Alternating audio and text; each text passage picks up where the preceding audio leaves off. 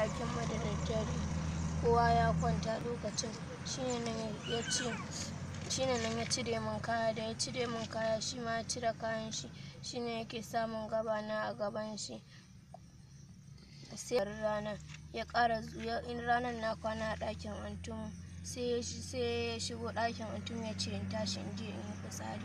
Da ya ce in tashi in je in yi fitsari, sai na ce mai to, na tashi na je na yi fitsari, har na kai ƙofar ɗakin antinmu zan shiga ɗakin antinmu, sai ya kira ni, sai ya ce in je ɗakin mu in canza kaya, ni kuma sai na je na fara canza kaya, sai ya shigo ɗakin ya ture ni kan katifan da muke kwana, sai ya cire min kayana, shine yake tura min gaban shi a gabana.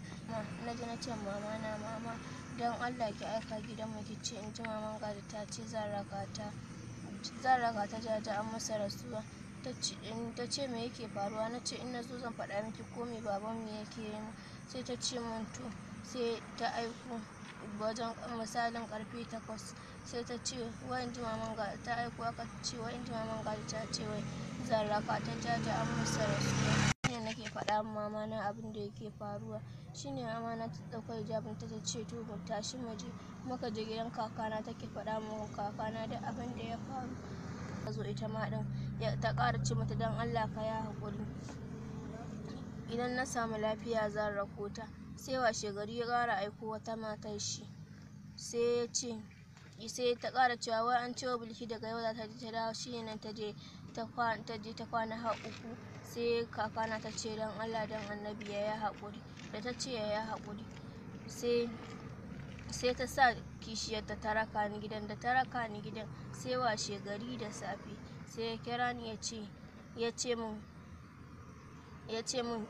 me yasa kika je kika kwana, sai na ce mai ba komai, kakana ne bata da lafiya, hawan jinin ta ya tashi, shine nan ya ce shikenan ina son hawan jinin shi ya tashi. Da daddare ne. To gidan ba kowa ne? Da mutane, idan zan yi mari na yake. To ya yake kira ki, sai kin yi bacci ne ki kira ki koko akai? Ran da ne idan ina kwance ni kaɗai a ɗakin kwanan mu, sai ya shigo. Ranar kuma da na kwana ɗakin antinmu, kira na ya ce in je in yi fitsari, bai daɗe ta farawa. To yayi akalla sau nawa da ke wannan lalatin da yake da ke haka? Ya yi sau